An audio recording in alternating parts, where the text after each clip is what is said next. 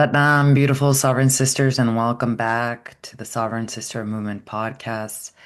This podcast episode is going to be one of the most important podcast episodes that I have ever created, and that you will be listening to as a first time generational cycle breaker.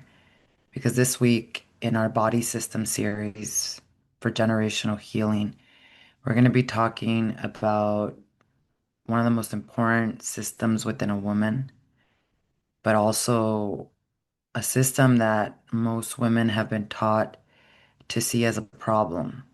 And what I'm referring to is the reproductive system. The reproductive system to a lot of women feels like it's something that's very painful, physically, emotionally, spiritually.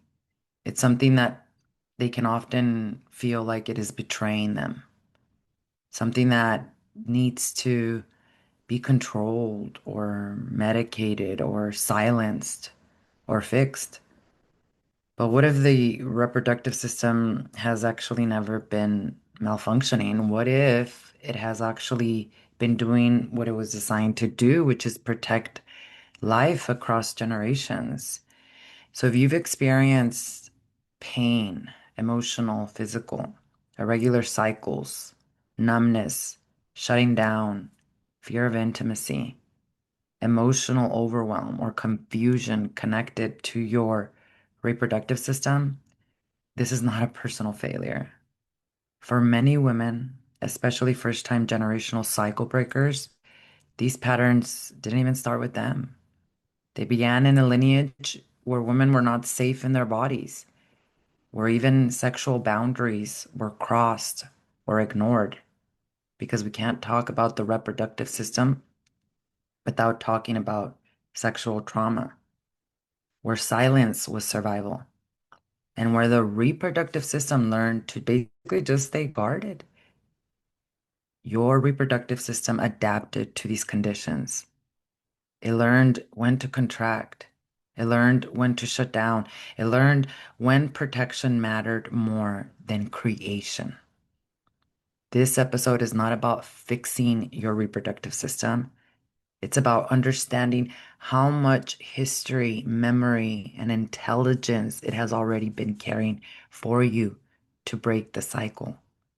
So today we're going to be exploring together what the reproductive system is, scientifically, energetically, spiritually, why it matters so deeply for first-time generational cycle breakers like you, the differences between women and men in the reproductive system, how generational trauma, especially sexual trauma, which today you're going to be hearing me call it SA trauma, impacts this entire system, the struggles that women face today because of inherited trauma patterns that impact the reproductive system, and also the solutions, the Kundalini Yoga therapy perspective on how to heal and get to the root cause to break the cycle.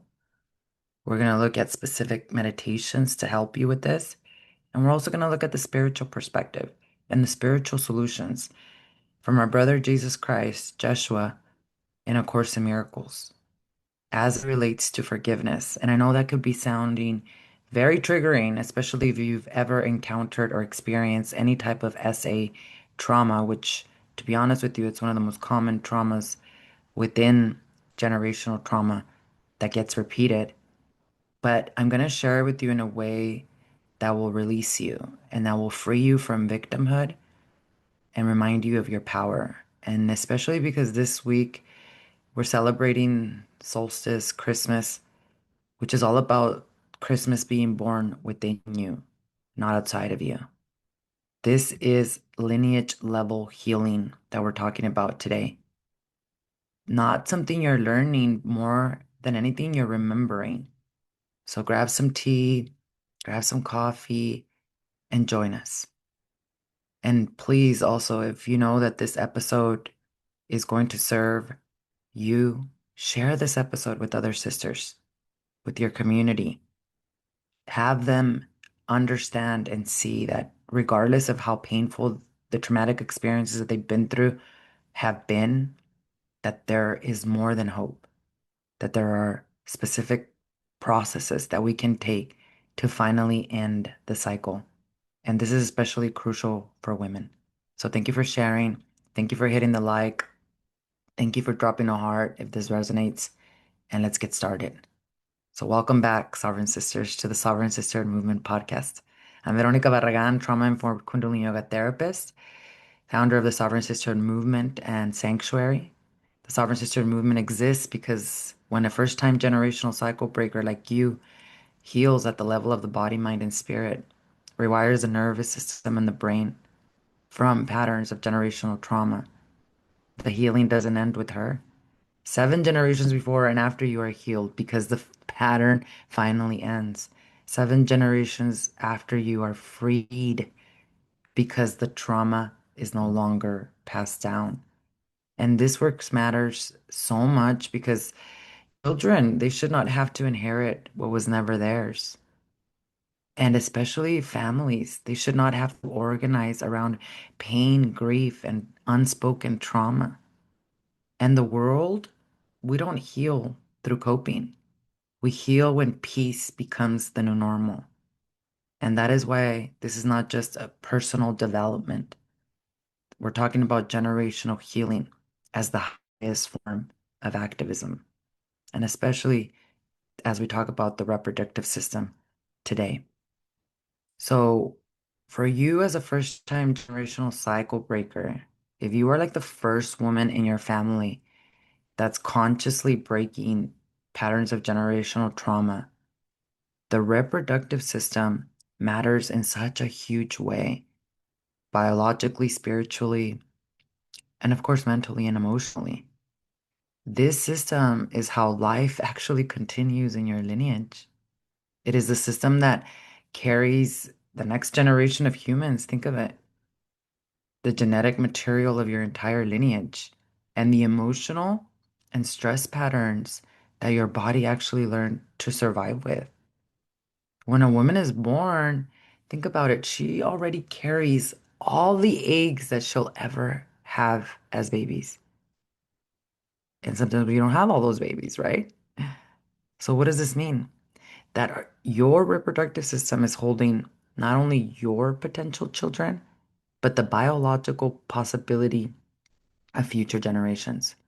And even if you've never had a child, the reproductive system is incredibly important because the reproductive system is connected to all forms of creation, not just life.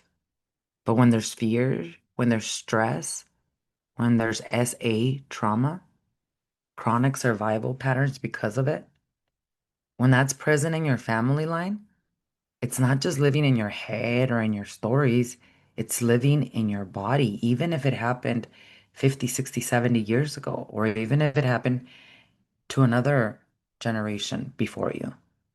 For many first-time generational cycle breakers like us, the reproductive system is where unspoken trauma shows up actually most clearly. Disrupted moon cycles, chronic tension, numbness or shutting down, fear around intimacy or creation, not able to actually be fertile and to carry life. How many women nowadays are struggling to become pregnant? Confusion, especially around pleasure, around safety and trust. And it's not a coincidence that this happens. This is a system that has been protecting life under very unsafe conditions for generations, many times the conditions that we are not even allowed to speak on. Healing the reproductive system is not about fixing your symptoms at all.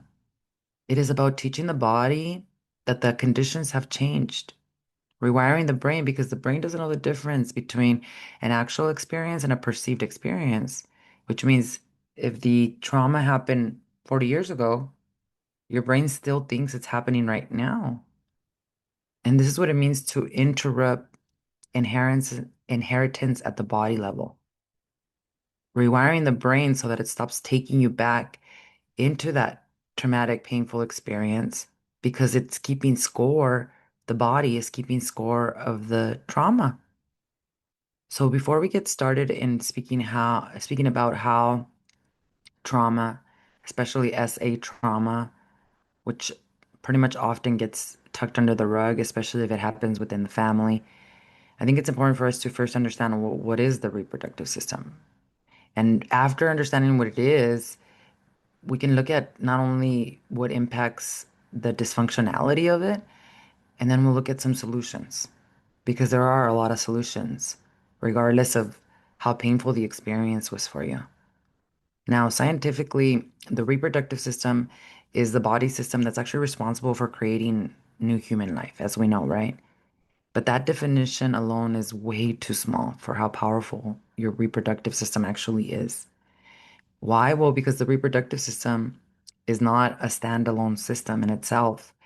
Think of it as almost like a future-oriented system that only activates like fully to its power, like the womb power, when the body believes that the now is safe, that the present is safe. That's why in the creative process, if we don't feel safe in our body due to trauma, especially in the reproductive system, then we're going to have a lot of creative blocks. We're going to have visibility wounds. We don't want to be seen. And so, from a biological perspective, reproduction is one of the most energy intensive process that the human body can ever perform. Having a baby, creating life as a woman. And because of that, the body regulates reproduction very conservatively. The reproductive system is actually governed by continuous communication with your brain, especially the hypothalamus and your pituitary gland. And we'll talk about that today. It's very much governed by your autonomic nervous system, which is sympathetic versus parasympathetic balance. And, you're going to see a resounding theme with all of the podcast episodes that I've created for you on each of the systems of the body and how generational trauma impacts each of the systems, like the urinary system, respiratory system, nervous system, endocrine system. We've done podcast episodes on that. So check them out here on the podcast. But the resounding theme is that generational trauma not just impacts one of them, it like impacts all of them. So it's like a rippling effect. And if we don't get to the root cause, not only is that system going to continue to be dysfunctional, but it's going to affect all the other systems. So the reproductive system governed by your autonomic nervous system, it's governed by your stress hormones, cortisol, adrenaline especially, so it impacts your endocrine system.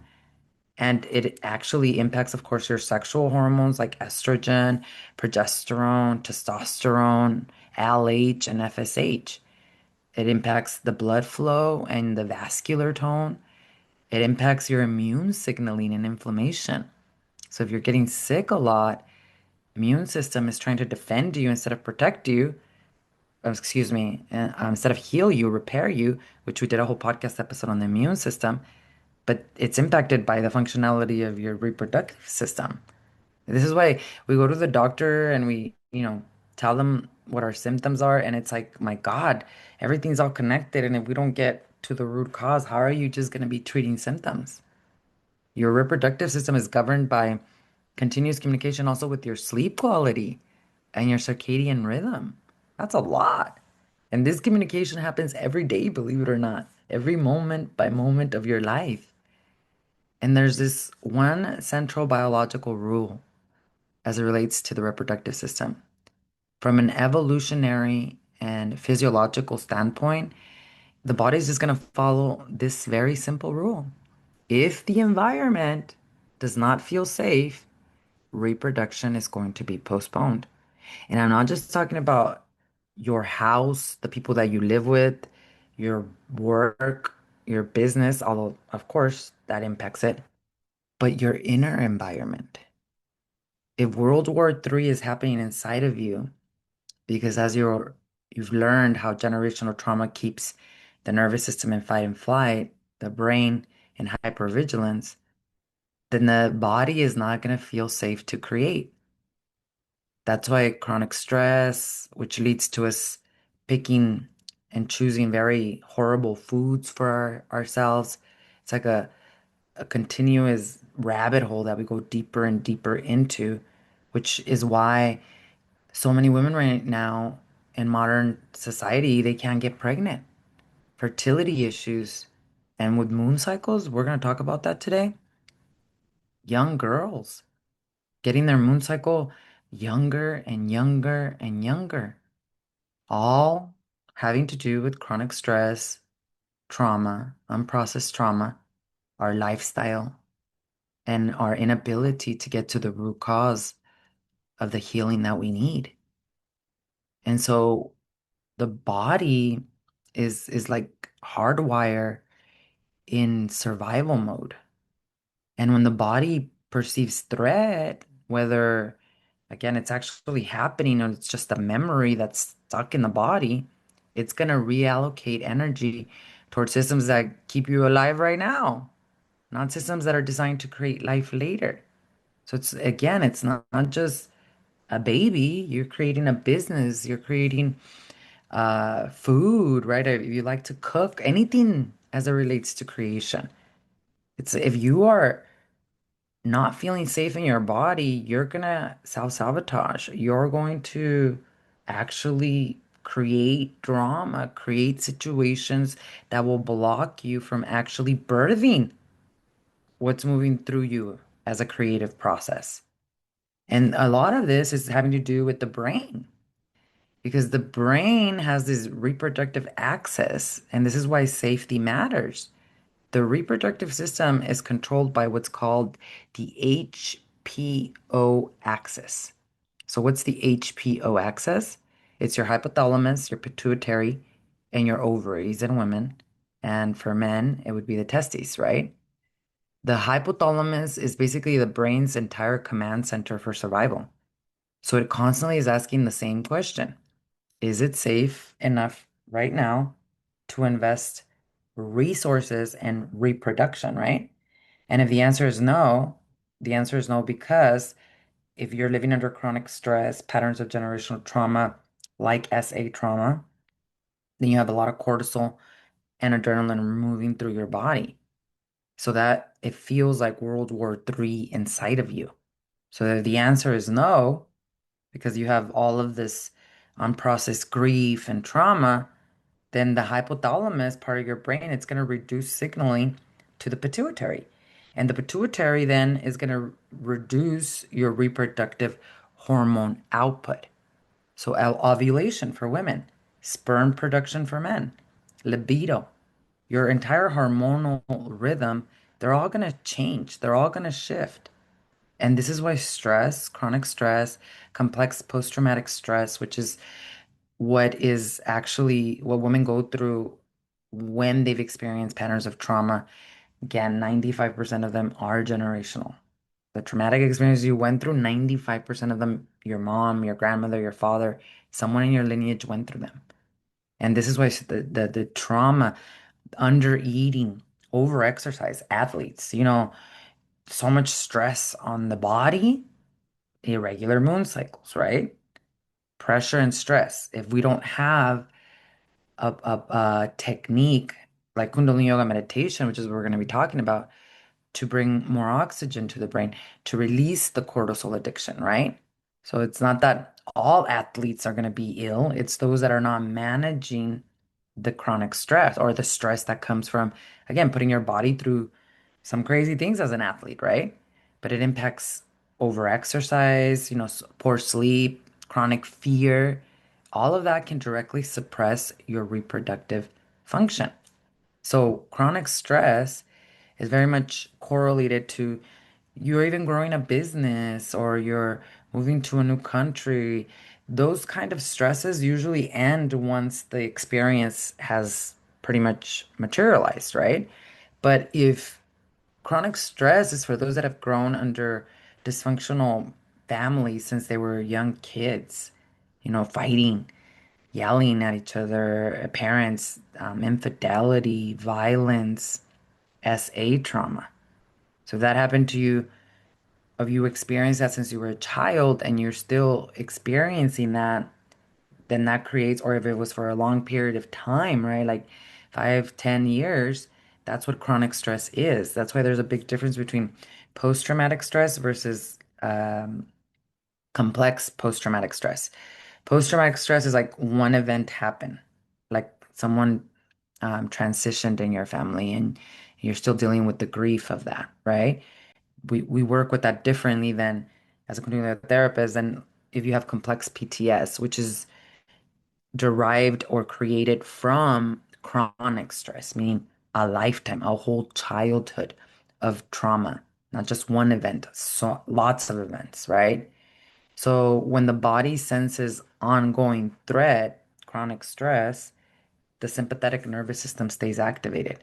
So you go into fight, fight, freeze, or fawn, and that becomes its default, complete default, even if it's not happening to you anymore, unless you rewire it, right? When the body senses ongoing threat, cortisol and adrenaline are going to remain elevated, which means it's going to feel like World War III. You're going to be irritable, angrier. You're not going to be able to regulate your emotions. Blood flow also gets redirected away from the reproductive organs. And where does it go? Towards the heart, lungs, and skeletal muscles. Why? Because again, it thinks it needs to protect you. Why? Because even if the event happened 50 years ago, your body still remembers.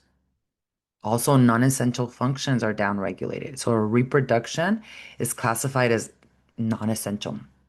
It's not important for my immediate survival. Again, you're in the present on a beach, enjoying the view of the beautiful beach.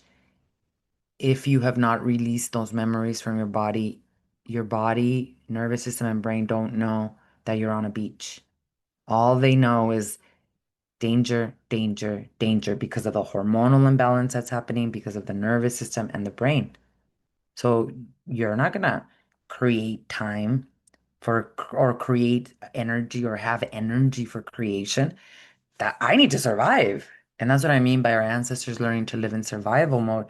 It's the fact that they didn't have prana, they didn't have vitality and energy to go beyond survival. And I'm not just talking about not enough food or not enough water, although that's an poverty and lack of resources absolutely causes trauma, right? But survival of like my nervous system is so hijacked. How do I survive my own mind, my own thoughts, my own anger, my own, which is valid, of course, because of what you went through. But what's not valid or what's not good for you is staying in those states of consciousness, right? Which how many of our ancestors did not have the resources, money, tools to change the story, right? So we're not blaming. We're simply stating a fact that our ancestors didn't even have the energy, opportunity to even think of creating when all they had to worry about was how am I going to make it through this day? And so this affects, of course, like I said, the hormonal signaling because it becomes disrupted. Your ovulation might be delayed or suppressed. Absolutely. Have you noticed that when you're in and you have a lot of stress, again, you could be getting married, right? And you have high levels of stress because of that. The ovulation or your moon cycle changes completely. Have you noticed that? As women, we're supposed to really be following the natural cycles of Mother Earth. That's when you know you're hormonally balanced. But most women have such sporadic moon cycles and they can't even track. And some women even have severe pain. And we'll talk about that. But hormonal signaling impacts the ovulation. Your testosterone production might shift. Your libido, you know, that drops, especially if there's trauma there. Cycles become irregular. They might even disappear. I have so much science. I did so much research myself, but I don't have the ability to prove it fully yet. But I one day, very soon I will be. But I truly believe that there is such a thing as perimenopause. Menopause, yes, it exists because hormonally you're changing. But what a lot of women confuse with perimenopause to me is just a completely hijacked nervous system that is causing severe hormonal imbalance. That's why they think, oh, I'm going through perimenopause and they're like in their early 30s. No, you're going through processing the need to process this trauma in order for your hormones to come back into balance. And we know, of course, that the female and the male reproductive system are completely different, right? Biologically, the female reproductive system is designed to basically to be and carry time.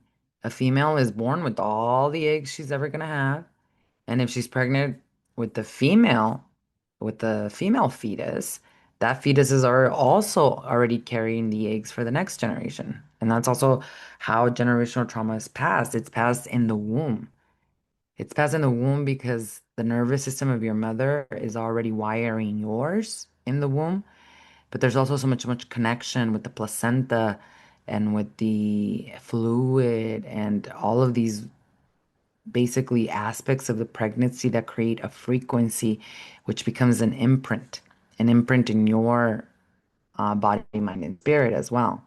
So what this means also is that if you're pregnant with the girl, with the baby girl, then that baby girl is also carrying those patterns already for the next generation. And so that means three generations exist in one body at once. Isn't that cool? The female reproductive biology is also very sensitive to safety, to rhythm, to nutrition, to emotional environment, to stress chemistry. And ovulation, menstruation, and pregnancy, what do they require? Well, they're going to require stable hormonal cycles again, why women cannot get pregnant, right? High levels of stress, cortisol, adrenaline, unhealed grief, and trauma. You better believe the body's not going to feel safe to create life. Ovulation, menstruation, and pregnancy also require consistent blood flow, immune tolerance, even parasympathetic nervous system dominance. And this makes the female reproductive system highly responsible to trauma, especially chronic or early life trauma. Generational trauma is chronic trauma. Now, it also makes it a primary location where generational stress patterns are actually expressed, different than the male reproductive system. Because the male reproductive system, sperm is produced continuously throughout life, right? Testosterone levels fluctuate daily, not cyclically. For us, it's a 28-day reset. For men, every 24 hours. We talked about that in the endocrine system podcast episode. Check it out right here in the podcast. The reproductive investment is immediate, it's not long term. So this does not mean men are unaffected by trauma. It's just that stress, I mean, it does impact, of course, their sperm quality, their testosterone levels, their libido, any types of dysfunctions, right? But biologically, the male system is less tied to long range future investments and more tied to like present moment conditions, right? From a systems perspective, think about it. Men contribute life in the moment, and women carry life across time. And this is why unresolved trauma leaves a deeper physiological imprint in women's reproductive system. Now, the reason why the reproductive system is so vulnerable is because it sits at the intersection of survival, think about it, intimacy, vulnerability, and the ability to create. Trauma, especially SA trauma, directly threatens all four. When SA trauma occurs, the body then has this message: my boundaries are not safe. What did I do wrong to deserve that? Opening is dangerous. Creation carries risk. So the reproductive system adapts and it becomes very cautious. It becomes guarded. It becomes very conservative with the energy. And it's not because it's broken, but because it's protecting life under unsafe conditions. So when we say, when the body senses chronic threat, it prioritizes survival over creation. What we're really saying is the body is choosing staying alive now over investing in a future that it cannot trust. This is not dysfunction. This is biological intelligence shaped by your experiences. And healing does not begin by forcing the system to perform at all. It begins by restoring safety, body, mind, and spirit, so the body can choose creation again, not survival. And that's why chronic stress, which is created from our inability to heal from trauma, sometimes the body's going to sense this ongoing threat, whether it's physical, emotional, or generational. And then the nervous system is going to shift into major survival mode. And in survival mode, we already know cortisol and adrenaline, blood flow, digestion is even going to be impacted, your immunity, right? This is your body saying, oh my God, how do I stay alive? And this is why we see very clear patterns in women. Women under chronic stress due to generational trauma. What happens? You miss your moon cycle. You have irregular cycles. You have painful cycles. It shouldn't be that way. Those that have experienced, especially SA trauma, they frequently report pain, numbness, or shut down in the reproductive system. Women that are raised in high stress or just unsafe environments, violence, abuse, they of course are going to struggle with hormonal imbalances later in life. Athletes, like we talked about, but women also that really starve themselves or have like a really bad relationship with food, or those under extreme pressure, they often stop cycling entirely. And again, you're not to be blamed about this. We're not blaming anyone. It's these are unconscious coping mechanisms to deal with the trauma. The body's not failing, I can assure you. It's just redirecting the energy towards survival. You notice how we talked about that in each of the systems? It's like the immune system, it's not attacking you. It just thinks it needs to protect you instead of repair you. So all the systems, they're not functioning, but they're not attacking you. They're just all in protect mode. And in protect mode, they're not going to function the way that they need to function, which is why we got to get to the root cause, which we're going to look at solutions here. Now, when stress is short term, the body can return back into balance, right? When you're not living under the constant toxicity.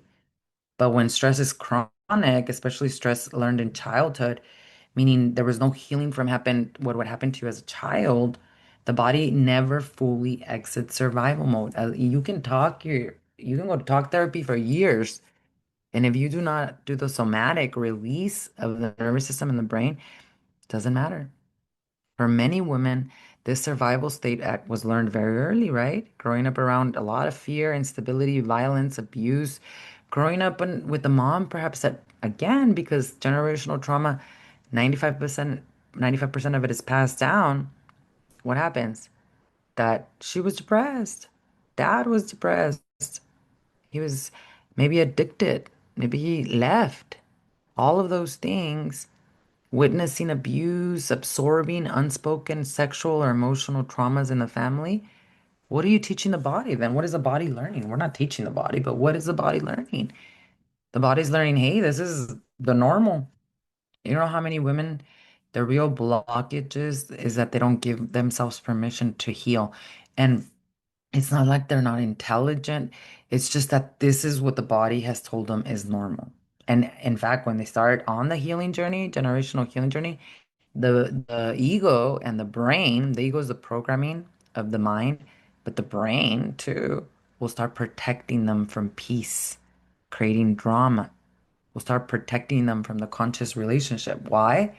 Not because it's evil, but because the brain's like, hey, this is not safe. I'm used to drama, cortisol, adrenaline, chaos, and pain. What do you mean you're gonna heal? What do you mean that you're gonna find peace? Like, that's not normal for me. So the brain, you have to be okay with understanding that it's gonna make you feel uncomfortable, the whole process, because your brain needs to be rewired, right? So we have to get out of this normalizing that we should just all day feel anxious and depressed and lost and not know why we're here on this earth or have purpose in our lives. And we have to do this by getting the reproductive system out of the survival mode, out of staying guarded and cautious and conserving the energy. It's just since it needs to survive, I gotta conserve, so I can't create. And again, it's not because you're broken or it's broken, it's because it's just doing its job under some crazy unsafe conditions, right? So when the body senses chronic threat, it prioritizes survival over creation. What I really mean is The body chooses staying alive now over creating life for later. And it's not a dysfunction, it's a biological intelligence shaped by your experience. That's it. I know it sounds difficult to rewire, but it really isn't. Now, a female and men obviously are very different. Women have the miracle of creation within them. I mean, think about it. I was thinking about this the other day, and it's like insane to think that the probability of like one sperm finding one egg like has been compared to a meteor traveling through space, entering Earth's atmosphere, surviving the burn, and then landing precisely on the planet. Creation actually requires coherence in the body, mind, and spirit.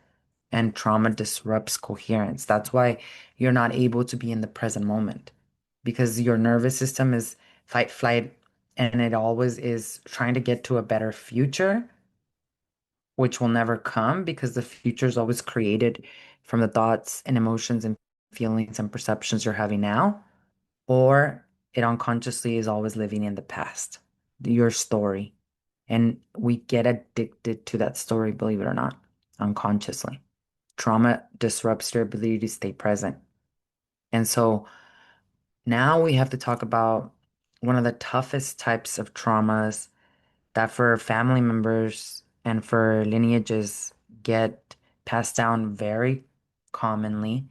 And the reason why they get passed down is because nobody wants to talk about it and no one wants to deal with it and no one wants to heal it. But SA trauma is one of the most common patterns that's passed down in our lineages. And when I say common, I mean even statistically common. In the United States, the CDC data actually reports that about 1 in 4 women have experienced some kind of attempted rape in their lifetime. That's insane. 1 in 4 women. And I bet you anything that this is higher because this is just those that report it. Imagine those that don't report it. Because you see what happens when you actually report it. It feels like we're in like this world where what's the point? It looks like the women suffer more than the actual perpetrator. There's also this study from the National Sexual Violence Resource Center, and it reports that most female victims of rape experience their first rape before age 25. That's wild. Meaning this is beginning early and shaping the nervous system and the brain while it's still developing. There's even this other statistic from UNICEF that has reported that about 1 in 8 girls and women were raped or some kind of SA happened to them before the age of 18. That's hundreds of millions of lives that we're talking about here. So when we talk about generational cycles, these are not rare. This is one of the most widespread hidden wounds on planet Earth that I truly do believe is being exposed now at a bigger rate for a lot of reasons. First of all, in the age of Aquarius, what is done in the darkness will come to the light because we're all very sensitive beings and we can read energy, especially if you have access to tools like Kundalini yoga and meditation, which we all have access to, by the way, but if you practice, it becomes very obvious to see people beyond the mask that they wear. And it also we're living in a time and space with the age of Aquarius where we can no longer keep that pain within us. So we're either projecting it out or we're finding ways to release it. Because even 20 years ago, 10 years ago, people were not talking about the correlation between generational trauma and illness and mental instabilities. It was, I mean, they do this on purpose, but nobody was really talking about that. And I think a lot of people are now waking up and saying, "Oh my God, what happened to me was not okay." But and this is why I'm sick, or I feel like I do all every day with no energy, with so much depression and anxiety, but they don't know how to heal it, right? And in families, think about it. It is often something that no one wants to talk about, or it's minimized. It wasn't that bad, or it's even normalized. That's just how men are. Isn't that kind of like the narrative that we're seeing in the world are right now? Oh, it's just a boys club. And I want to be sensitive because men go through this too. Boys go through this too. But the ones that are the perpetrators, and I truly do believe that the perpetrators, they've experienced it too. Because where do you learn those things, right? And it's not giving them an excuse, but we got to end the pattern, right? Which we're going to look at that spiritual perspective. A lot of times, even the person who speaks up is even blamed or being told that it was her fault. Somehow she made it was her fault that this happened. And it especially is buried many times under religion. I mean, look at what we're seeing happen and being exposed in the churches. It's hidden under guilt and it's hidden under this whole, well, don't talk about it because we don't want to bring shame to the family. And that's why it becomes generational. Not only because it happens, but because it stays unprocessed. There's no healing around it. And as much as you as a mother shout to the skies and to God, it ends with me.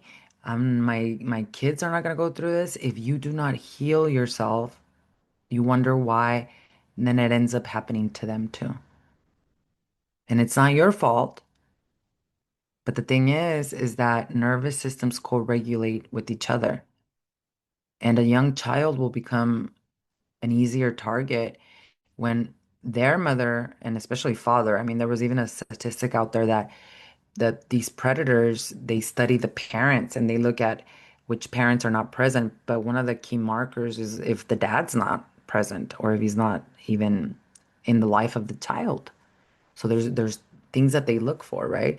But a lot of parents, like a mother, she might not be present because she's going through her own depression, or if she's living in that fear that something the same thing is going to happen to her daughter. What ends up happening is that her nervous system is co-regulating with the nervous system of her daughter's.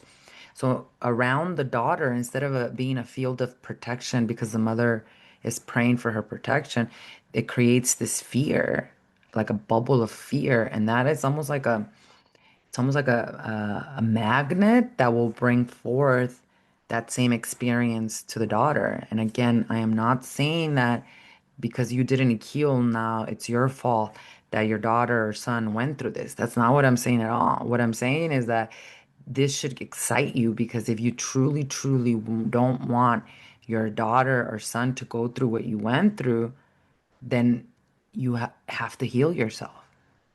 You have to heal yourself. Now, scientifically, the impact of SA trauma is huge and it's tremendous. And I've worked with women to help them heal from this. And I'm trained to also help women when they go through these really deep states of depersonalization, dissociation, which we're going to talk about what it is today and why it happens more and more to those that have experienced any kind of SA trauma. But when SA trauma happens to a child, the body does not experience it as a single event. That ends, even if it happened one time only. From a neurobiological perspective, a child's nervous system is still developing, and so is the child's brain. The brain regions responsible for meaning, for time, for self-identity, especially the prefrontal cortex part of the brain here. They're not yet even fully developed. So the body does not even process SA trauma as something bad that happened to me and now it's over. Instead, the body encodes it as a rule about reality. So then the child's nervous system learns, my God, my no, my boundaries, they're not safe. My body doesn't belong to me. Adults cannot be trusted. And it's not always in the moment because children get groomed. A lot of people that have experienced SA trauma, they actually don't even put the puzzle pieces together until they're adults. That's why they have such severe mental depression or anxiety or all these other physical illness. Why? Because of the grooming that happens. And then there's a lot of anger. Why? Because you wonder, why didn't I tell someone when I was little? Why didn't I fight back? All these things. This is especially hard for men. When of course you were a child, your brain was still developing. You didn't, and so many times this happens from somebody within the family. Family members are supposed to love you.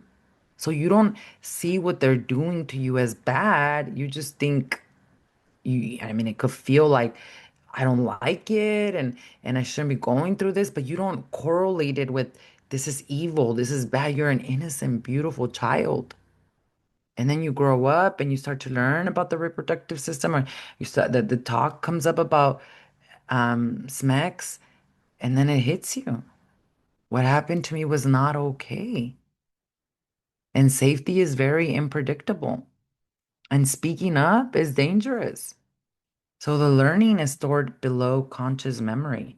It's in the autonomic system, the limbic system, and the body-based reflexes.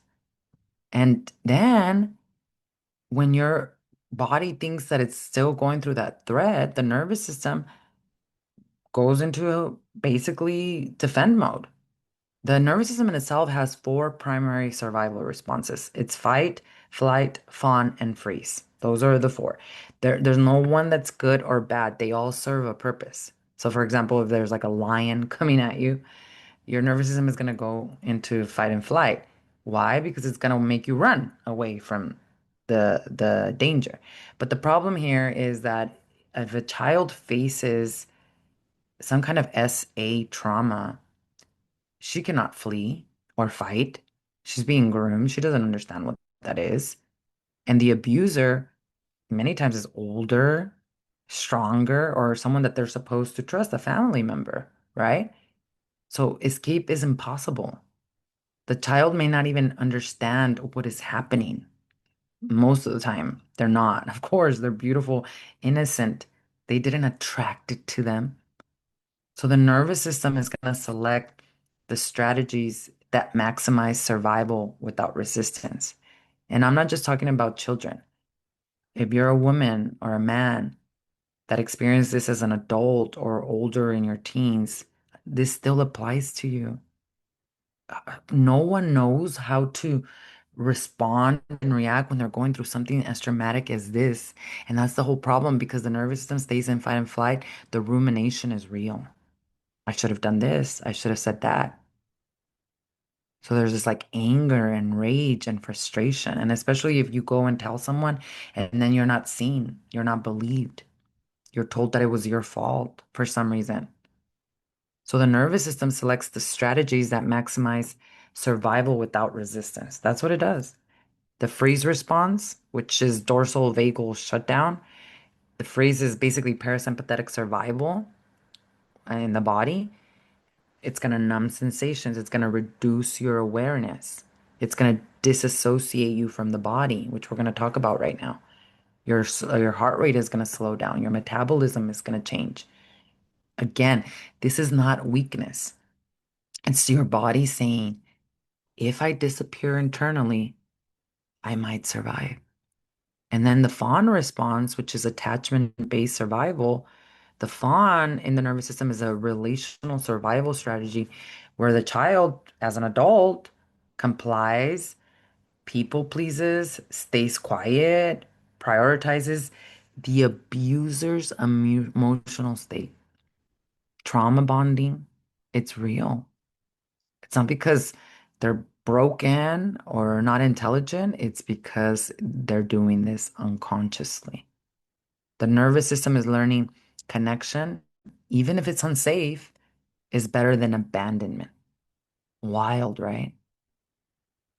Now, this is not rare. Like I said, large scale epidemiological data consistently shows these crazy statistics. And the whole thing about it is that in many cases, the perpetrator is known to the child. It's a family member, it's a caregiver, it's a trusted authority. Because SA trauma often occurs inside families or very close social systems, going to the church, went to the party, it's frequently hidden, minimized, normalized even, spiritualized, blamed on the child. And the silence is how the trauma then becomes generational. It's not just because the event happened, it's because the nervous system adapted and now it never resolved basically, and it needs resolution. Now, there's two things that happen also with trauma, with SA trauma that we need to talk about. Many women and men, children who have experienced SA trauma will also experience what is known as dissociation and depersonalization, often without knowing what those words even mean. And the reason why we're talking about this specifically is because it is a generational pattern. Now, dissociation is a nervous system response, actually, where awareness separates from sensation. And what it looks like is feeling like you're not in the body, where there's gaps in memory. I've known people and I've worked with a particular client who basically lived in two worlds her entire life as an adult. In one world, the trauma happened, which was deep in the subconscious, and her nervous system, and she found ways to like not face it. And in this other world, she was like completely like it never happened, complete disconnection. And the way that happens is that if this is something that happened to you, especially as a child, and if it was repetitive, you learned how to escape your body while it was happening. And if you learned how to escape your body, that's what actually feels safer to you than dealing with the immense amount of pain of facing, which is then why the subconscious mind takes over. And many women don't even remember that these things happened to them as children, but it becomes their personality. And then there's gaps in the memory because there's an impact on the brain too and on the nervous system. There's emotional numbness. There's feeling like you're unreal or far away and you're like losing track of time. Now, depersonalization is a specific form of dissociation where then the person feels disconnected from the body, like they're watching themselves from the outside, emotionally flat, or even like robotic. And these are not mental illnesses, they are adaptive responses to overwhelming threat. The brain literally reduces sensory integration to prevent the overload. And this is happening even more and more. I'm noticing even more with the younger generation who's also on social media a lot. I've noticed that a lot of the like streamers and those that are constantly online, they have severe dissociation and depersonalization. It doesn't mean that they went through SA trauma, but there is some kind of trauma that they went through that now because of the consumption of technology, the constantly being on these screens and being on, they they feel like they're not in this world. It feels false to them. They don't feel safe in their bodies. And that's because of the severe hormonal imbalance that's happening due to the nervous system basically staying in this fight flight state, severe cortisol and adrenaline that's causing them now to feel, especially because of the virtual world, like what is real and what is not. And it's very scary for them. I've watched several talk about this in their early 20s, and they're not correlating the fact that it has to do with the fact that they're always online because the consumption changes your brain, right? And the fact that they haven't dealt with the trauma. And this is why it doesn't just go away with time. The critical point that we have to understand is those that have gone through SA trauma, especially, they blame themselves. They blame themselves for for what happened or for how they feel or why they can't just get over it. It's not something you just get over or you can't even talk about to get over.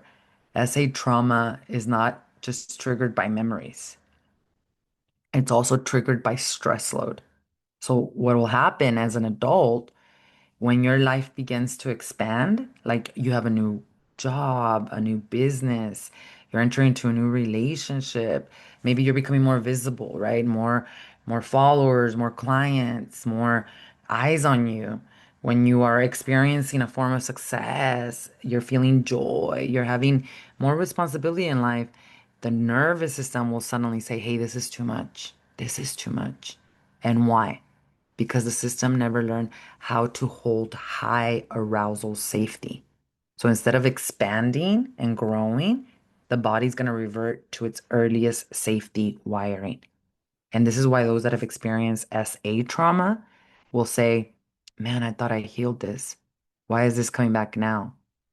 It's not coming back because many of the times when you're going through these states, and you're triggered, you don't associate it with the childhood trauma. You don't associate it with the SA trauma. You just think something's wrong with me. And you don't understand that it's being triggered by your expansion, by your growth, which is why you self-sabotage. And I'm talking about like anger, depersonalization, dissociation. And it's not happening because you're experiencing the event. It's happening because you're expanding and you haven't dealt with the trauma. And it's a horrible roller coaster for those that have experienced the SA trauma because it's a constant like I feel like I'm moving 5 steps forward, but then 10 steps back. Because I get to this point of my desire, but then I lose it completely. Sabotage it, right? I think about it as an adult, how this actually shows up is like shutting down, especially in intimacy. When you finally do come into a loving relationship, you have those memories in the body. The body, mind, and spirit, the brain and nervous, they're not used to that. It also shows up as a lot of panic and nausea anytime you have to be intimate with someone. And I'm not just talking about sexual, I'm talking about intimate relationships in general. You also might feel very fake or disconnected while being successful, kind of like imposter syndrome. If they only knew, you might not be thinking it aloud, but that's what the body's saying. You might wear a mask to appear fine. This is the biggest thing for those that have experienced SA trauma. They constantly wear a mask, and that is so tiring because they cannot be authentically themselves because there's this shame and guilt. Again, what did I do to deserve this? Where was God when I needed God, right? So there's chronic shame, there's without a clear cause, there's guilt for needing to rest, or when you finally do set a boundary, not from a place of I need to protect myself, but I'm doing this boundary to protect you from you because you're unconscious. And there's also difficulty accessing any authentic desires from within. Many people who have gone through SA trauma, they learn to perform safety. I look okay, the makeup, the hair's on fleek, right? Everything. I function, I smile, I achieve. Oh my God, this is one of the biggest ones. Some of the people that you see out there that are the most driven. Why are they driven? Well, because they need to prove something, especially when it comes to SA trauma. Kind of like, you took this from me, I'm going to show you. And that is so tiring and typically will lead to burnout, nervous system crashing, or other mental instabilities like depression and anxiety. You also often feel very guilty for just being you, which is why it causes a lot of other physical, mental, and spiritual illnesses. The person is not lying here, they're just surviving. And it wires into the reproductive system in a very impactful way, the SA trauma, because it impacts the reproductive system. It involves boundary violation, right? And it involves the pelvis, it involves intimacy and creation. And chronic stress from SA trauma, what it does and what it affects is that it affects the hypothalamic pituitary gland, the axis here. And it also impacts the estrogen, the progesterone, the testosterone, your menstrual cycle, everything, the pelvic floor. We talked about the urinary system last week. Check it out. The blood flow, the reproductive organs. So then it shows up as all these crazy things in the reproductive system that we talked about, right?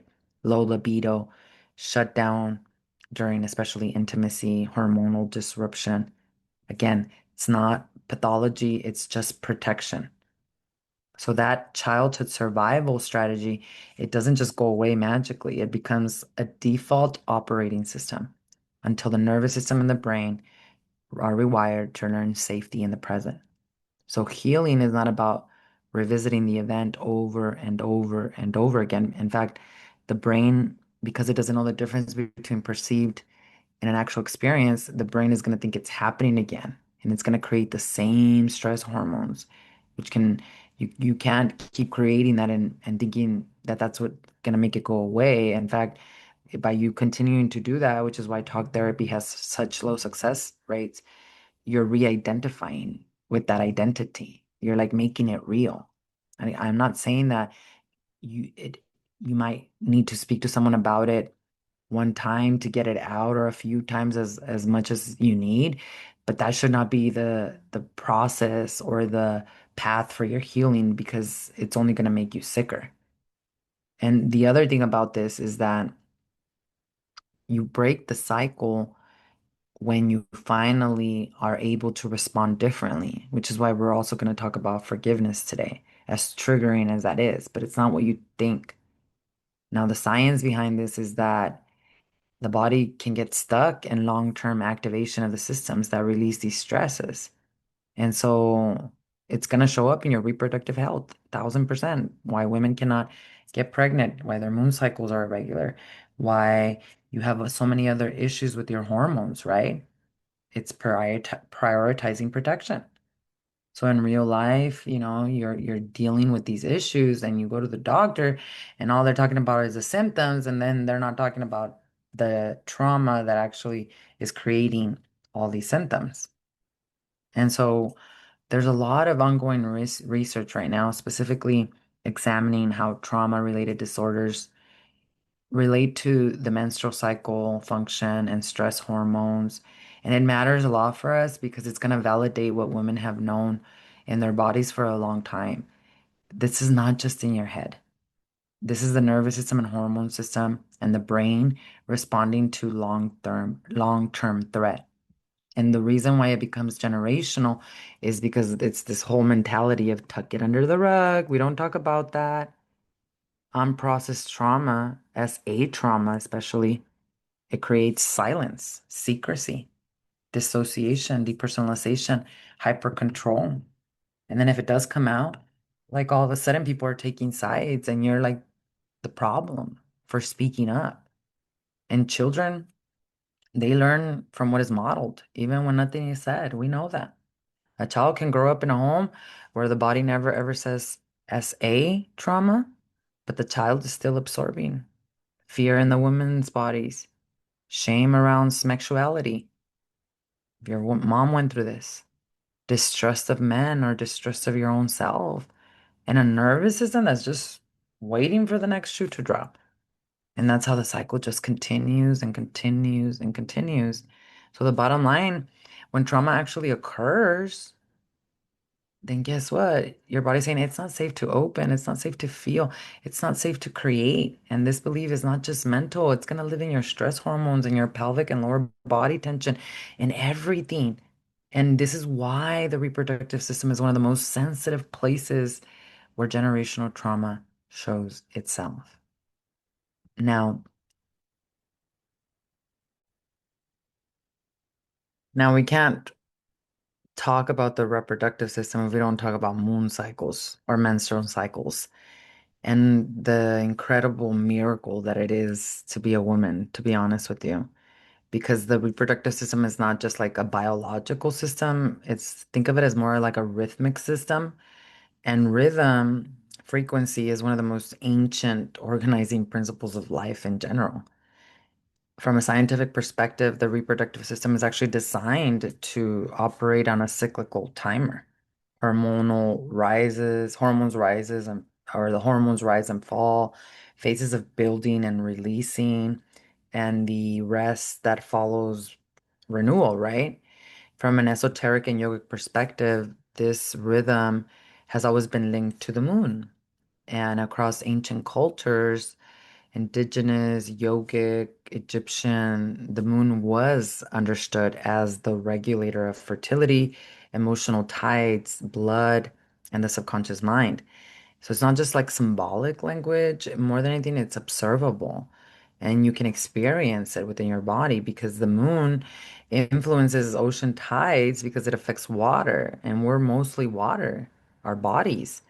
And blood is water, lymph is water. The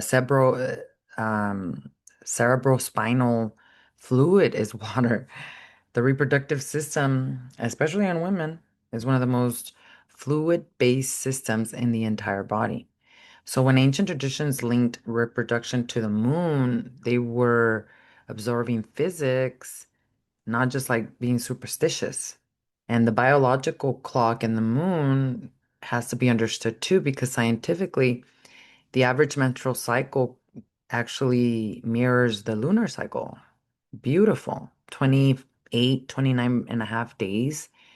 And it's not a coincidence. The brain structures that regulate reproductive hormones, particularly those connected to the circadian rhythm and the hormonal signaling, they're very sensitive to light and darkness and all the environmental cues.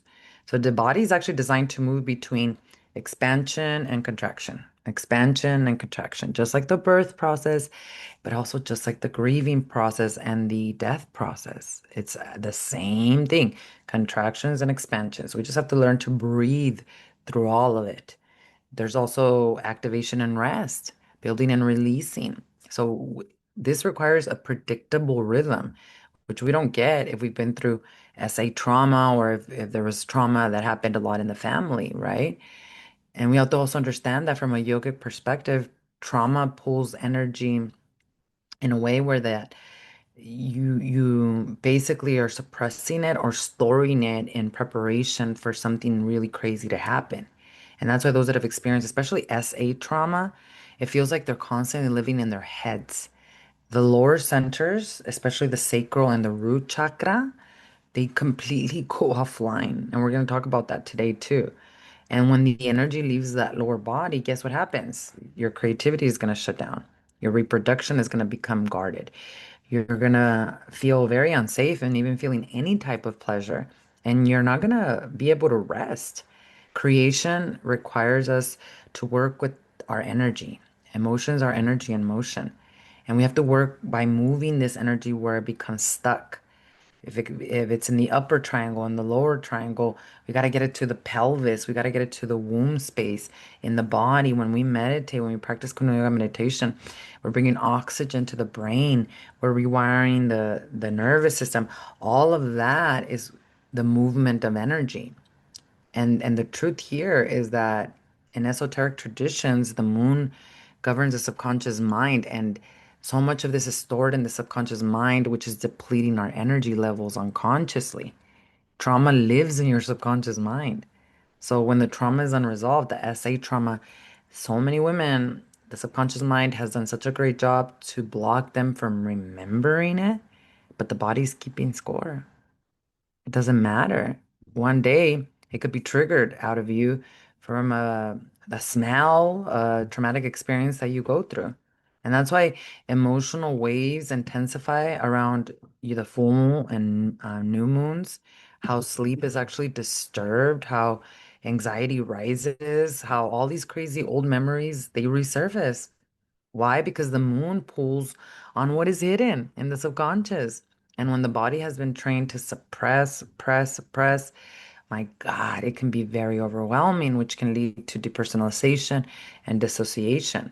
So when we say that the reproductive system is designed to move with the lunar rhythm, with especially your moon cycles, right? We're saying that the body is designed to trust the cycles. And when we say CPTS disrupts that rhythm, which is caused by SA trauma or any type of generational trauma, then what does that mean? The body learned that time was not safe. The present moment is not safe. And the healing work is not to force you to get rhythm back into your body, mind, and spirit is actually to restore safety. So that rhythm, your cycles with Mother Nature can return naturally. In fact, we're going to give you some solutions here, which actually lead to that natural cycle, which really is correlated to hormonal balances, which is why we got to deal with the nervous system and why we got to deal with the brain.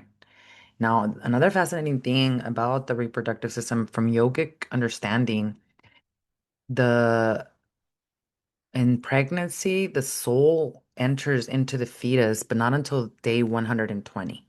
And I know that we have a lot of women that struggle with trauma in the reproductive system because of the fact that they've had miscarriages. When you are pregnant, your body doesn't know. Let's say you have a miscarriage in the first 6 weeks. Your body thinks you were pregnant for the entire time. So the hormones, everything changes. So if it can cause a lot of grief and pain because of all these things that are happening biologically in the body. We also have so many, and then there's no ritual or grieving. In our community, the Sovereign Sisterhood Sanctuary, we had a sister who went through a miscarriage, and we all hosted a ceremony for her to help her with the grieving process. And it was so beautiful to be gathered with her. And not only did it heal her, it healed all of us. All of these women that don't have a space to be seen and to especially deal with what happens when someone has a miscarriage. There's also a lot of women that have a lot of trauma due to abortions and they feel guilty and they feel shameful. And there's so many ways to heal that from releasing that pain and memory from the body, but also spiritually. It has to do with the fact that we think that God, or we were programmed by religion to think that God is like this like punishing judgmental dad or mom that sit on a chair all day and judges us for what we do. That's the religion, that's the God of religion. If you only knew how much God loves you, and if you only knew that sin is not real, the root word of sin actually means making, not accepting yourself, not accepting the atonement, not accepting your sacredness. That's the root word of that word. All of us, we make a lot of mistakes in this world, and I truly do believe that what we think our biggest mistakes are not mistakes. They're part of the whole. And a big part of the healing, which is we're going to talk about spiritually, is being able to change our nervous system and our brain so that we can begin to talk to God again, not to the false demiurge God that religion has made us believe is who is judging us all day.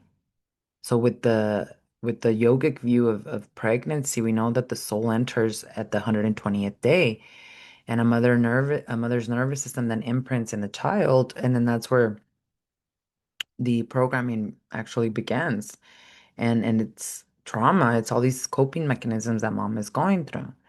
So we know a lot about why the reproductive system doesn't function when we go through SA trauma.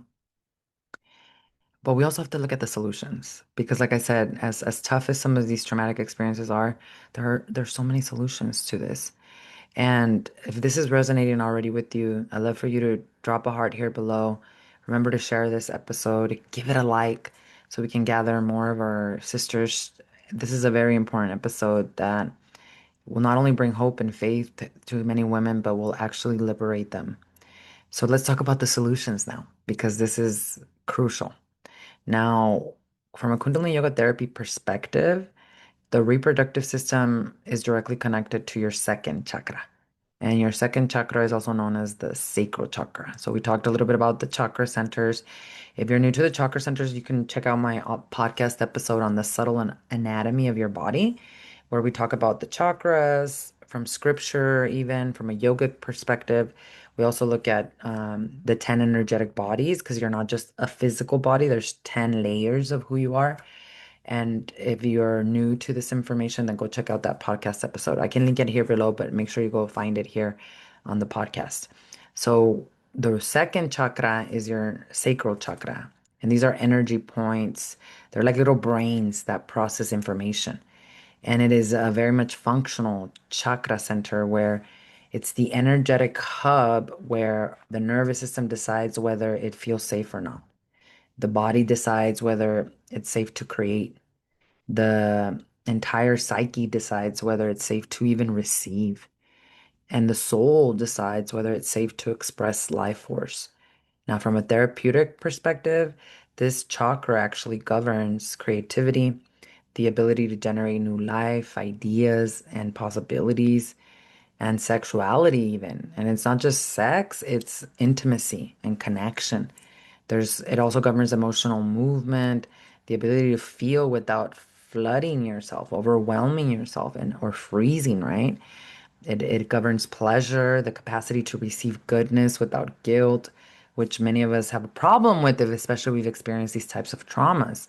It governs trusting your body and in others and life itself. And it governs vitality and longevity or longevity, how life force is circulated, how it's actually conserved. Now, when this center is regulated through your daily practice, right, the energy is going to flow beautifully. But when it is dysregulated due to chronic stress, SA trauma, the energy is going to contract and it's going to stay contracted. Now, generational trauma, especially SA trauma, almost always lands right there. Why? Because the body learns that openness might lead to danger. So the sacral center, it does exactly what's designed to do. It closes. And this closure can then show up as numbness, hypercontrol, chronic tension in the pelvis, especially and in the lower spine, difficulty enjoying the pleasures of life, fear of intimacy, lots of emotional overwhelm here too. And also this center in itself, it's responsible for sensation. So if you're in this hypervigilant state with your brain, you're going to be too sensitive, and there's no such thing as too sensitive because empaths will say, "Oh my God, I can't be around a lot of people because I absorb their energy." That's a trauma response, believe it or not. So what I mean by this is that the sacral chakra in itself, it will start absorbing other people's energy. See, and a true empath can sense the energy of someone else, but they don't absorb it. That's the difference. Where we're empaths and when we're absorbing, that's a coping mechanism for trauma, believe it or not. So that's why we got to restore the sacral as well. And healing the center is not about like opening it or act. It's more about restoring safety within the body, nervous system, and brain, so that the body chooses openness again. And that's what gets this sacral chakra to start activating itself and functioning. Now, to do this in Kundalini Yoga, we have an amazing meditation, which at one point Yogi Bhajan said that practicing this meditation for 3 minutes is like you practicing an entire Kundalini Yoga class for an hour. And this meditation is known as the Sat Kriya. So in Kundalini Yoga, you're going to hear Kriya, that word, a lot. And Kriya is kind of like, think of it as like a recipe of like breathing or chanting mantra or ways that you position your body or hands that gives you a specific chemical result in the body, in the mind, and in the spirit. And this is known as a Sat Kriya, but it is considered a meditation in itself. It is one of the most precise and effective practices in Kundalini Yoga therapy, especially for healing trauma that's stored in the reproductive system. And it's not just because it's intense, because it is, but it's because it's so organized. Sat Kriya works on so many multiple levels all at the same time, just even 3 minutes per day. Why? Because the first thing that it does is that rhythm is rebuilt, and it's rebuilt through safety. So trauma, remember we talked about this, especially SA trauma, it disrupts the natural harmony and rhythm of your body, mind, and spirit. Satkriya reintroduces predictable, repetitive rhythm through engaging the pelvic area, which I'm going to show you how to do this, through spinal movement, through using mantra. Mantra is not affirmations. Kundalini Yoga is the science of energy. So mantra is the science of sound. These sounds are put together in a way that they create a specific chemical reaction in your body, mind, and spirit.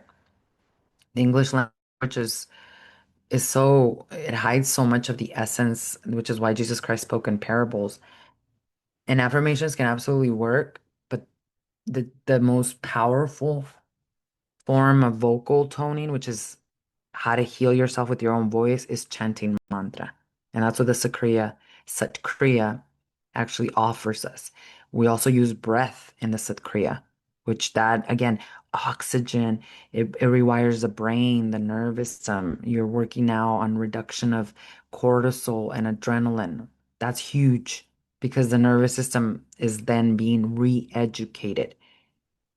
It's actually you're teaching it how to go out of that fight flight response to, you know what, I'm not in the danger anymore. I'm going to release this, right? The other thing that a Kriya does for us is it helps with the pelvic movement. And SA trauma is stored in the pelvis. And behind the pelvis is this muscle known as the psoas. And that's where the psoas unconsciously contracts, even if the experience happened 50 years ago. And that's why we hold it down in that lower pelvis, which is why the set kriya is so powerful because I'm going to show you how to do this.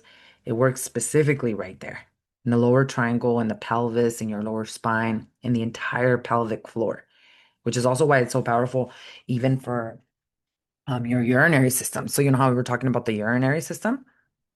This one will help for that too. The set kriya, it gently pumps energy through this entire region. And it's not even forcing sensation. It's just re-educating the body that, oh my God, I can actually feel safe without feeling overwhelmed. I can I can be in the present moment. Mantra, like I said, also chanting this mantra, because in the Sakriya, what you're chanting is Sat Nam. Sat Nam. That means truth is my identity. The mantra Sat Nam is neurological. Sat stimulates the identity centers, truth existence. Nam grounds awareness back into the body. That this interrupts trauma loops that pull awareness out of the body. When you're saying Sat Nam, you're stimulating specific points in the upper palate of your mouth. We have 84 meridian points in the upper palate of our mouth. So by you saying Sat Nam, you're stimulating these upper palates that are connected to specific areas of your brain. And that's how you create new neural pathways, neurons. It's called neuroplasticity. Even your brain is very plastic. That's why I said it doesn't matter what traumatic experience you've been through, you can change it. Just the way it changed with the traumatic experience, you can change it with chanting and with meditation. So the Nam grounds the awareness back into the body, and Sat Nam is truth is my identity. Truth, not the trauma, not the shame, not the guilt. And that's why it interrupts trauma loops that pull awareness out of the body, depersonalization, dissociation. Now, with this meditation, also, the Satkriya, sexual phobias are released. This one, particularly, think about it as a sexual phobia is not fear of sex, it is fear of life force itself. Satkriya is not going to force pleasure, it's going to restore tolerance for life energy.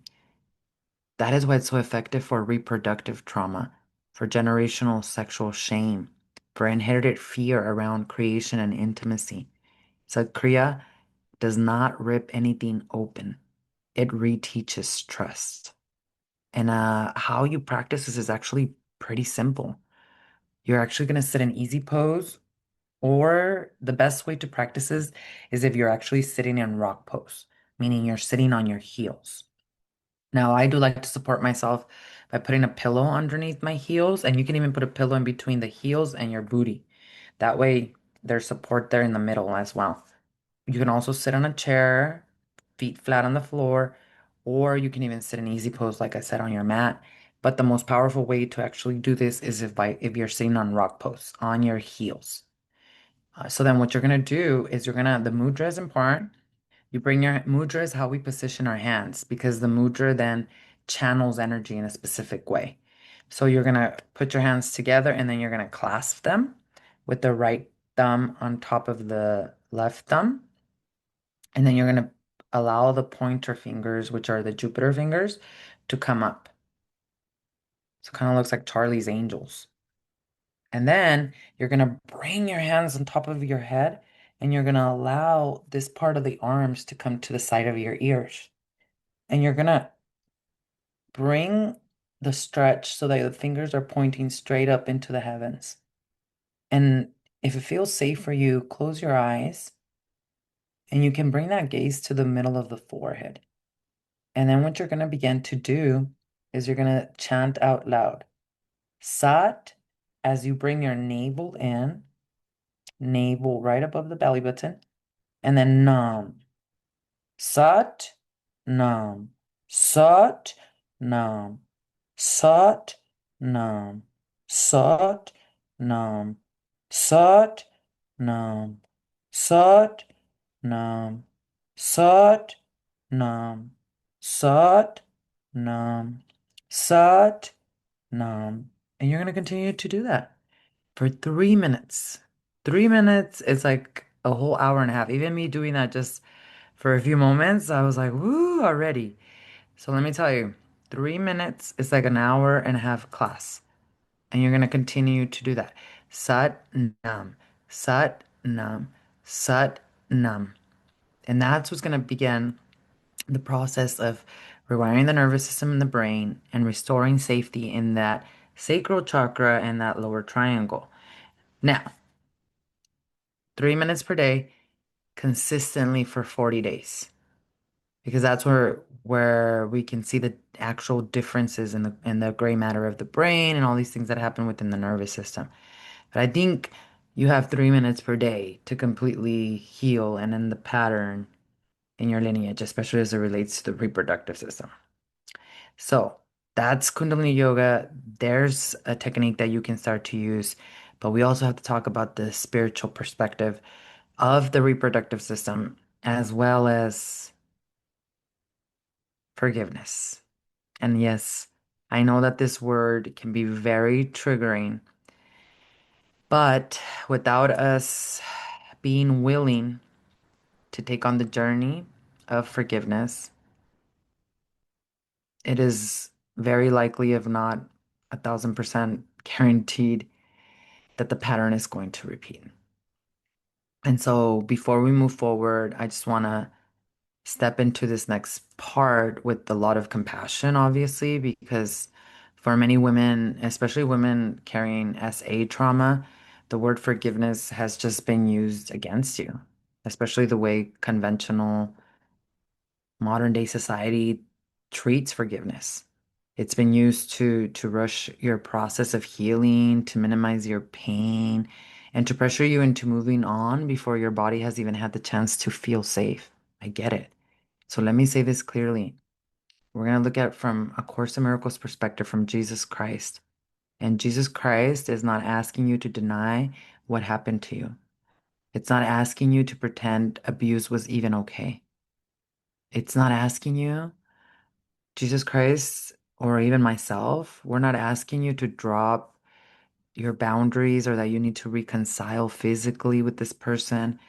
And it's definitely, we're not asking you, or Jesus Christ is not asking you to make yourself small to protect someone else's comfort. Not at all. What Jesus Christ in A Course in Miracles is saying about forgiveness, and this is, I've been a student of A Course in Miracles since 2008. I've been teaching it since 2017. My sister now teaches it inside of the sanctuary, and amazing being the student once again. But it really became the process that I needed to bring healing at the level of the mind because we have to take a holistic approach, body, mind, and spirit. We can't skip over any one of those. And the course was instrumental for me in healing the relationship with myself, with God, with Christ, beyond religion, because it's not religious at all. It's truly the true teachings of Jesus Christ, of Jeshua, which is very much connected to the Gnostic teachings. It enabled me as a teacher and as a student to even understand the Bible and to understand what Christ was even saying. Now, what Christ is teaching inside of A Course in Miracles is something very precise. Christ says that forgiveness recognizes what you thought your brother did to you has not occurred. And I know that this is the moment where you want to throw something at me. You're like, I'm gonna turn this podcast off, but sit with this with me. I'm gonna explain it to you layer by layer. Forgiveness recognizes what you thought your brother did to you has not occurred. And then Jesus clarifies what this means. Forgiveness, it does not pardon errors and make them real.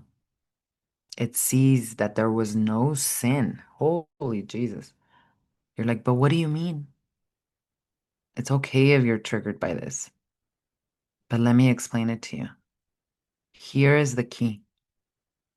Jesus is not saying what your brother or what your Judas, however you want to call this person, did to you never happened. That's not what Christ is saying here.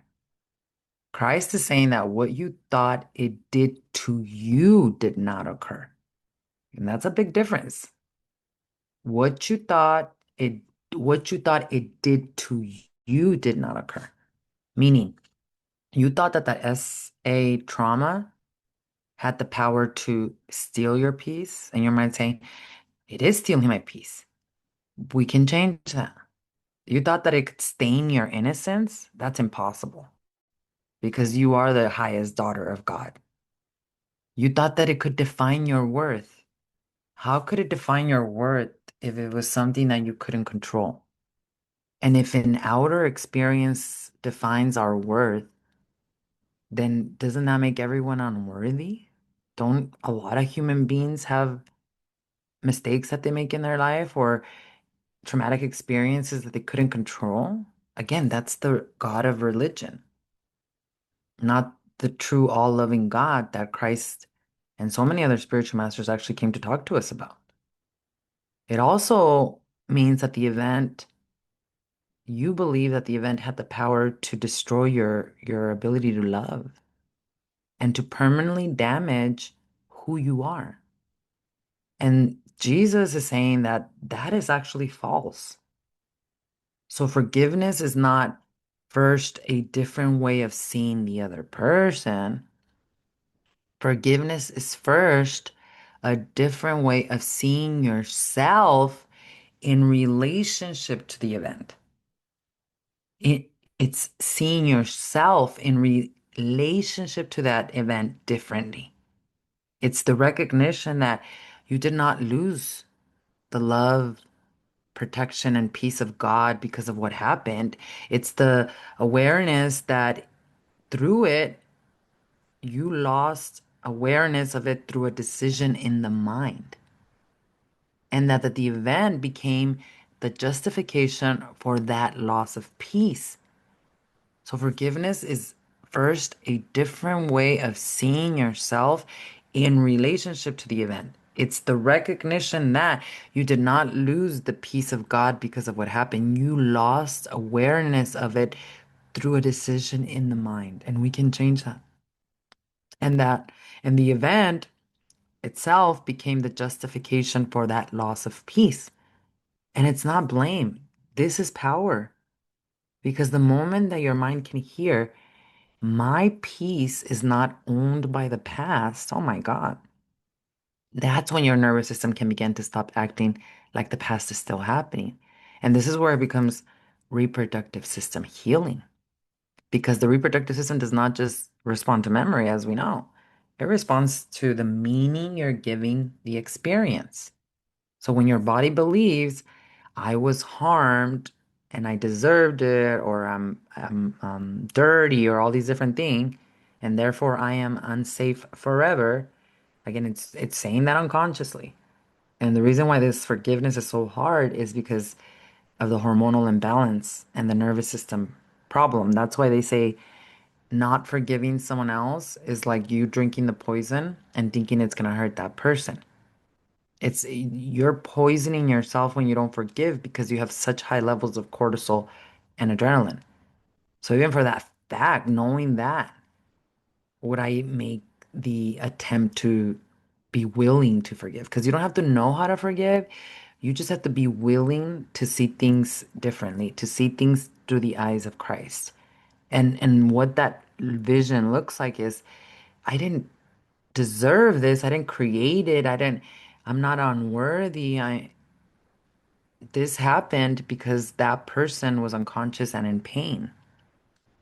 They're crying out for help, literally.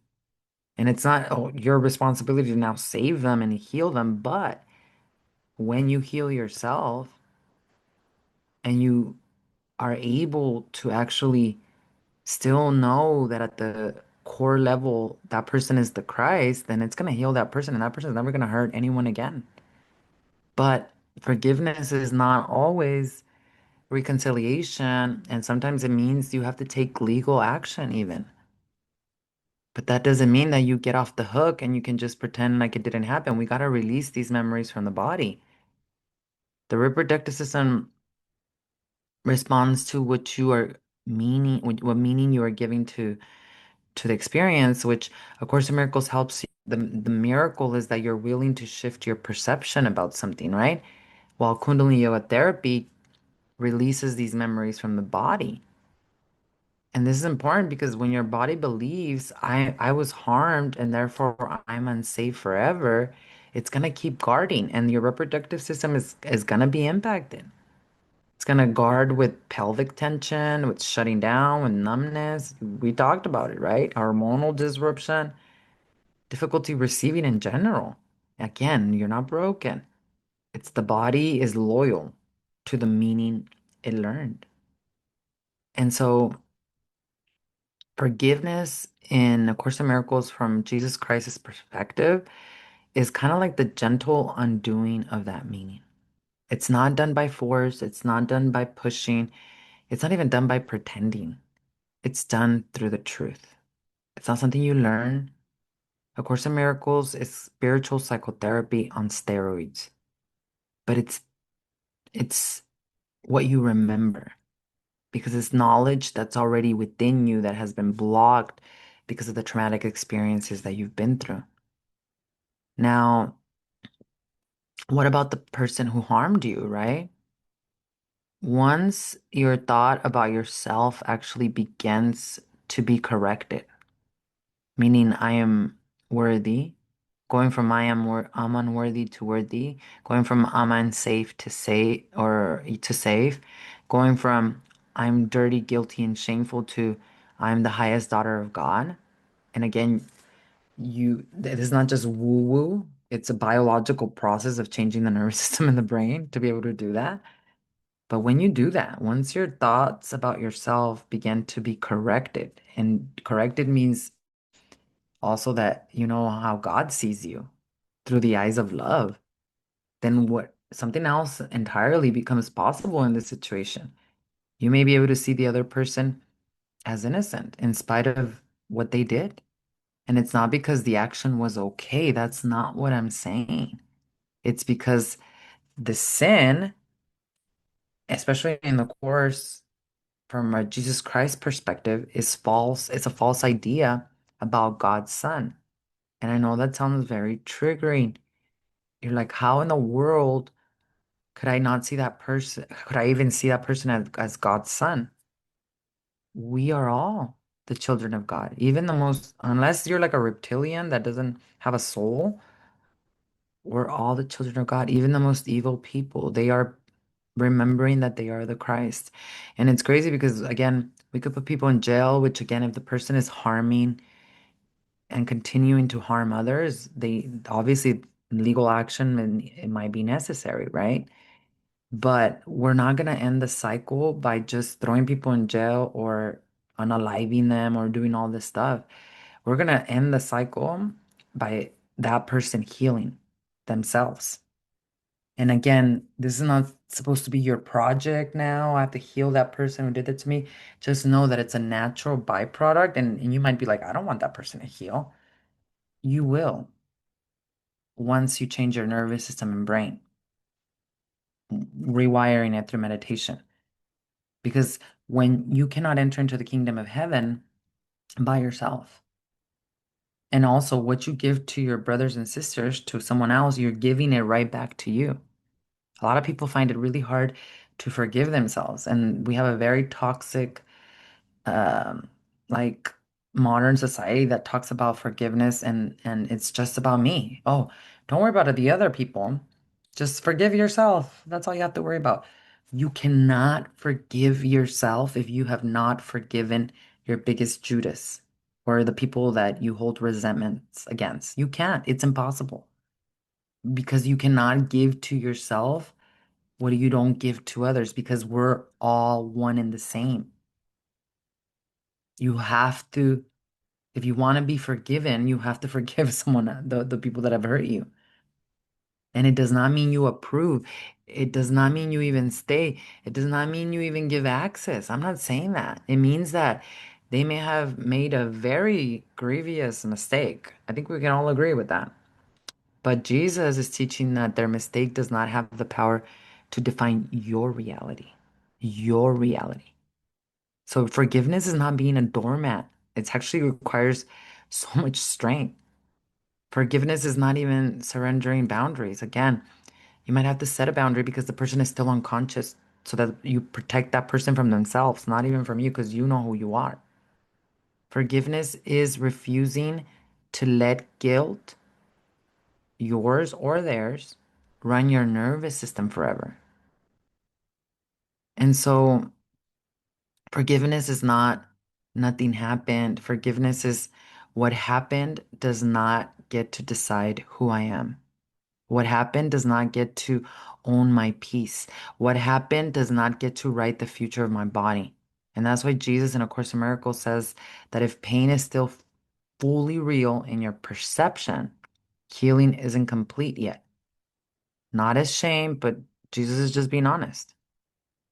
And then the Course gives us the most nervous system friendly instruction in this entire teaching of forgiveness. Jesus says forgiveness is still and quietly does nothing. It merely looks and waits and judges not. Forgiveness is still and quietly does nothing. It merely looks and waits and judges not. This is a regulated state. This is the nervous system, leaving frantic protection. This is the pelvis, no longer needing to brace to solve the past. And it also includes you. Because if part of you cannot forgive yet, good. Do not attack yourself for that. Are you kidding me? Jesus says, look, wait, but do not judge. One of the first forgiveness lesson is often forgiving yourself for being unforgiving. That's it. Because shame never heals trauma. Safety in the body, mind, and spirit does. And this is so important when it comes to sexual SA trauma. Why? Because it often makes the body believe my safety depends on never fully opening again. I have to protect myself. Where was God? And Jesus reframes this and says that forgiveness is the moments that the mind begins to withdraw the false conclusion that you were ruined, or that you were permanently harmed, or that your innocence is gone, or that your body is only danger. Forgiveness restores the possibility that, you know what, innocence is still true within me. Peace is actually still available, and the body can learn safety again. And that the future, it does not have to be carried through just contractions. And that is what generational healing means here. It's not about, I have to erase the past. It's removing its authority on you in the present. And think about it, regardless of when you're listening to this podcast episode, this is the week where we step into the winter solstice. We celebrate Christmas. And as we get ready to welcome Christmas, Jesus in A Course in Miracles explains that Christmas is not something that happens outside of you. And Christmas is not holy because of a date on a calendar or because he was born on this day. To be honest with you, based on the historical data that I've researched, I am almost 1,000% sure that Jesus Christ was actually born in the spring equinox. They just moved him to December because of the pagan holidays of the winter solstice. And I mean, even the Christmas tree is pagan. And it doesn't matter when he was born. He 1,000% walked this earth. There's historical data. I know in my heart, right? I have a relationship with Jesus Christ. And it doesn't matter when his birthday was. What matters is that we're not celebrating Christmas for what it is. Jesus in the Course of Miracles tells us that Christmas is not holy because he was born. Neither time nor reason nor season means anything in eternity, he says. But it is in your power to make this season holy because it is in your power to make the time of Christ be now, for the Christ to be born inside of you.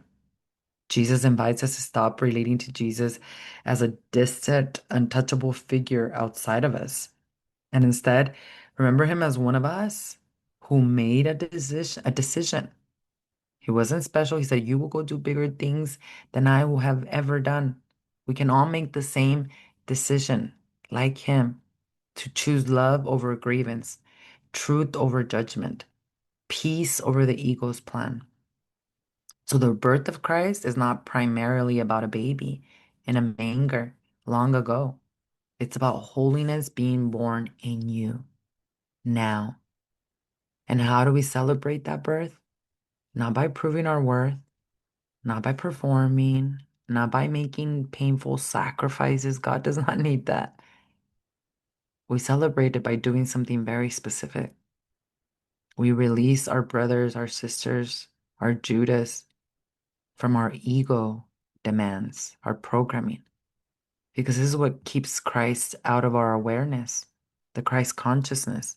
It's the resentment, it's the grievances, it's the pettiness, it's the need to be right, the need to be owed. So the Christmas practice becomes a forgiveness practice. Think about it. It's the Christ being born in you because you brought to the manger your grievances, your resentment, your grief. A lot of these emotions that by yourself are impossible to process and heal and release. That is Christmas. Not getting more, buying each other presents, right? Not having to prove love, but clearing a quiet space in the mind through meditation. A holy instant where Christ can be born again as your right mind, your peace, your innocence. And when that happens, your body feels it too, your mind, your spirit. Because when grievances are released, your entire nervous system changes. When you stop judging, you stop bracing, waiting for the other shoe to drop. And guess what happens to the reproductive system? This future carrying system. It can finally stop guarding against past that is over. So if this is resonating, of course, let me know below in the comments. And thank you for sharing. Thank you for liking. Thank you for being part of this very important movement. I think I want to close out by giving you some perspectives as it relates to the mindset shifts that need to occur in order for you to really be able to embrace this. Because I know that it can be very overwhelming, especially dealing with this type of trauma and within the reproductive system in general. But the mindset shift, and this happens naturally through the rewiring of the nervous system and the brain, is going from I am broken to hey, my body just protected life. That's all I was doing. To go from I need to fix myself to go to I need to create safety. That's it. You're not broken. It's just a dysregulated moment, and we can change that.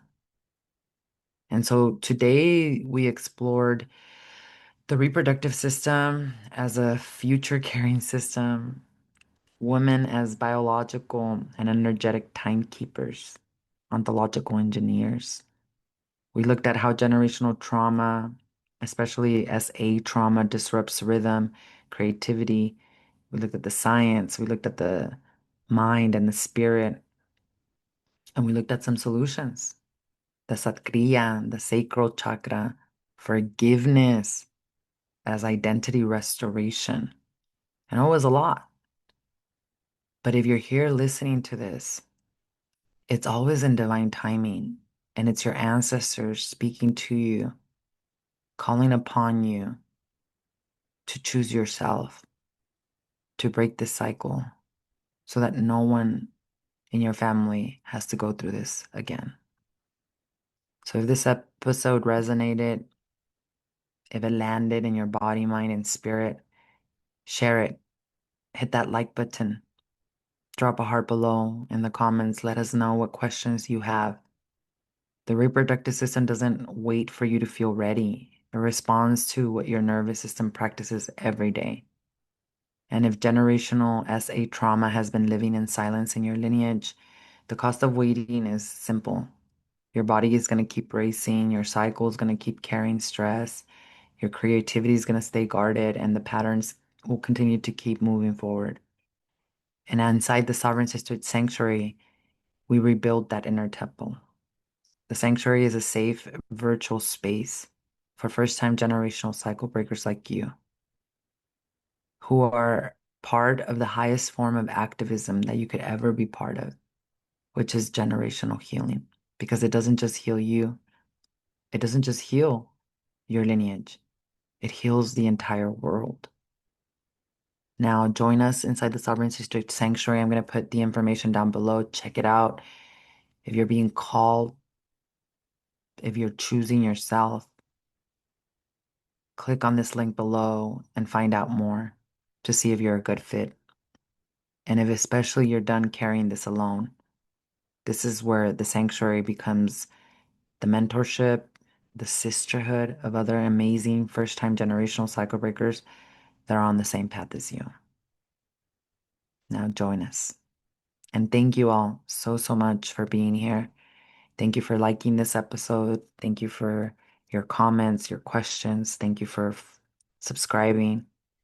I'll be back again next week with another episode of the Sovereign Sisterhood movement. And I just want you to know that you are so loved, that you are incredibly holy and beautiful. And my only desire for you is that you remember who you are. I'll see you in the next episode. Sadhana.